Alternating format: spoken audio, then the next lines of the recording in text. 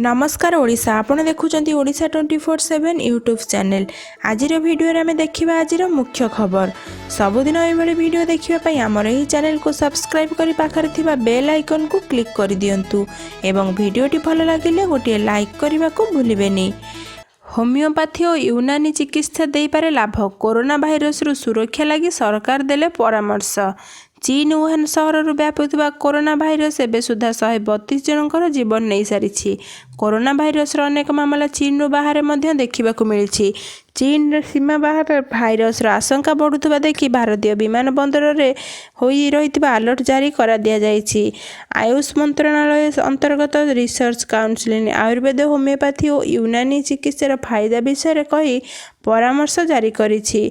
Corona virus पर सावधानता, स्वच्छ रुहतु एवं निज आखपाखर परिष्कार परिच्छन्नता प्रति ध्यान रखु। पाखापाखि 20 सेकेंड जाए साबुन ने भल भाव हाथ धुंतु। 1 लिटर गरम पानी रे मुस्ता, पर्पत, उसरी एवं चंदन भली जिनिस मिसाई बोतल रखु एवं शोष लगिले यह पियंतु। आखि, नाक किंबा मुहरे हाथ लगाइबा परे तुरंत हाथ धुंतु।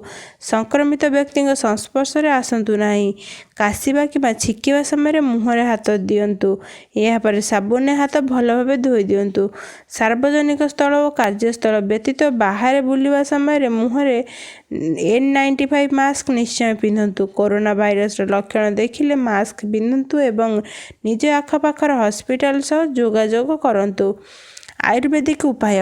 रोग प्रतिरोधक क्षमता वृद्धि करने सुस्थ खाद्य और जीवनशैली अनुसरण करंतु। 5 ग्राम अगस्त्य हरडिया प्रतिदिन दिन में 2 थर गरम पानी सह पियंतु।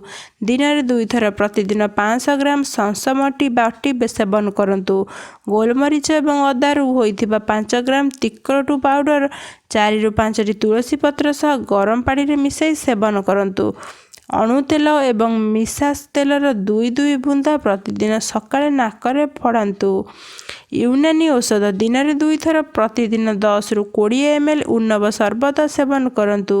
प्रतिदिन 5 ग्राम तिरयक नजला सेव करंतु। 3 ରୁ 5 ग्राम खमीरा मराबदीर से पियंतु। रोग बबुना किंबा कफुरी बामरे मुंड एवं छाती रे मालिश करंतु। अर्क अजीब 4 ରୁ 8 बुंदा सफा पानी रे मिसाइकी पियंतु। भिडियोटी आपण मानक किपर लगिला कमेंट सेक्शन में मतामत लिखि निश्चिंत जणाइबे एवं जदि आपण माने हमर चैनल नुआ हमर चैनल को सब्सक्राइब करिदेबे एवं अधिक रु अधिक शेयर करने को भूलिबेनी। धन्यवाद।